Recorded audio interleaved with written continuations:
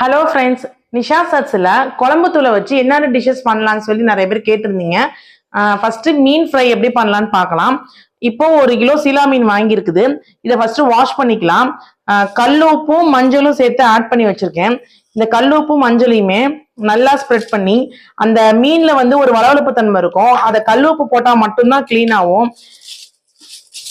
இதை already normal wash பண்ணிட்டேன். இப்ப கல்லுப்பு போட்டு மட்டும் வாஷ் பண்றேன். இது கொஞ்சம் கல்லுப்பு போட்டு நம்ம பண்றதுனால இந்த மேல இருக்க வளவளப்பு தன்மை எல்லாமே கிளீன் ஆயிரும். மேலும் ஒரு அளவுக்கு கொஞ்சம் கவிச்ச வாடை இருக்கும் மீன்ல. அது இந்த மஞ்சத்தூளும் கல்லுப்பு போட்டு நம்ம பெரட்டினா மட்டும்தான் சரியாகும். இது இப்போ ஒரு 5 மினிட்ஸ் வந்து நம்ம ஊற வச்சிடலாம். ஊற வச்சு வாஷ் பண்ணிடலாம்.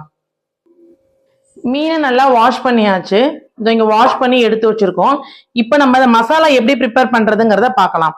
ஒரு பவுல் எடுத்துட்டு நம்மளோட குழம்பு தூள் இருக்கு இல்லையா, நிஷா சட்ஸ் குழம்பு தூள் வந்து இப்போ 1 கிலோ மீனுக்கு நான் இதுல 2 ஸ்பூன் மிளகாத்தூள் எடுத்துக்கிறேன். 2 ஸ்பூன் மிளகாத்தூள், 1 ஸ்பூன் கார்ன்ஃபிளவர் தூள் எடுத்திருக்கேன். 1 ஸ்பூன் கார்ன்ஃபிளவர் தூள். உப்பு வந்து ஒவ்வொரு மீனை பொறுத்து மாறும். நிதானமா உப்பு எவ்வளவு வேணுமோ போட்டுக்கோங்க.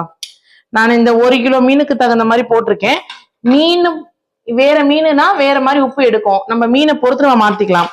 அதுல 1 ஸ்பூன் இஞ்சி பூண்டு பேஸ்ட், குழம்பு தூள் போட்டிருக்கோம், கார்ன்ஃபிளவர் மாவு, உப்பு, இதுல 1 ஸ்பூன் இஞ்சி பூண்டு பேஸ்ட் போட்டுட்டு லெமனை வந்து ஸ்குவீஸ் பண்ணிக்கணும்.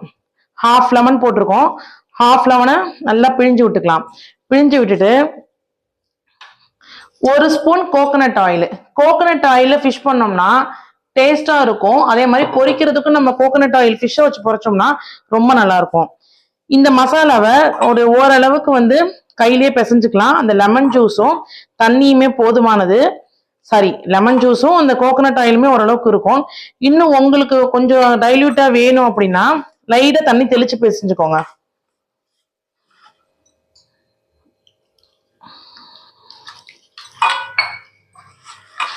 நம்ம நிஷா சட்ஸ் குழம்பு தூள்ல ஆர்டிபிஷியல் கலரோ கெமிக்கல்ஸோ ப்ரிசர்வேட்டிவோ எதுவுமே கிடையாது.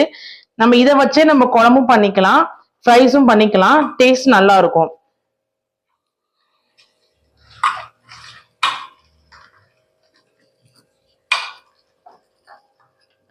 இந்த கன்சிஸ்டன்சி இருந்துச்சுன்னா ஓகேவா இருக்கும். இந்த மாதிரி இருந்தாதான் மீன்ல நல்லா பிடிக்கும். மசாலாவும் உதிராது. நம்ம கார்ன்ஃபிளவர் தூள் போட்டுக்கனால மசாலா நம்ம எண்ணெயிலையும் பிரியாது. இந்த குழம்புத்தூள் டேஸ்ட்லயே எப்படி இருக்குன்னு நீங்க டேஸ்ட் பண்ணி பாருங்க. இப்ப நம்ம ஒரு பீஸ் எடுக்கிறோம். ஒரு பீஸ்ல நல்லா முன்னும் பின்னும் அந்த மசாலாலாம் வந்து மீன்ல நல்லா தோயணும். நல்லா படுற மாதிரி நல்லா தடவி விட்டுட்டு இது நம்ம வந்து எப்படியும் ஒரு 1/2 மணி நேரம் ஊற வைப்போம். ஃப்ரீசர்ல வைக்கிறவங்க வச்சுக்கலாம், இல்லைன்னா டைரக்ட் சன்லைட்ல வச்சிருக்கவங்க வச்சுக்கலாம். அது நல்லா உப்பு காரம்லாம் வந்து உள்ள இழுத்துச்சு அப்படின்னா நம்ம பொரிக்கிறதுக்கு மீன் நல்லா இருக்கும். இதை வந்து ஒரு பிளேட்ல தடவி தடவி அரேஞ்ச் பண்ணி வச்சுக்கலாம்.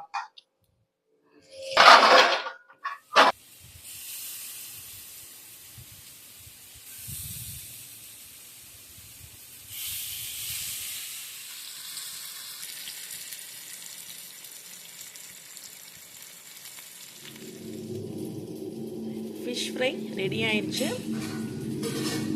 நீங்களும் ட்ரை பண்ணி பாருங்க.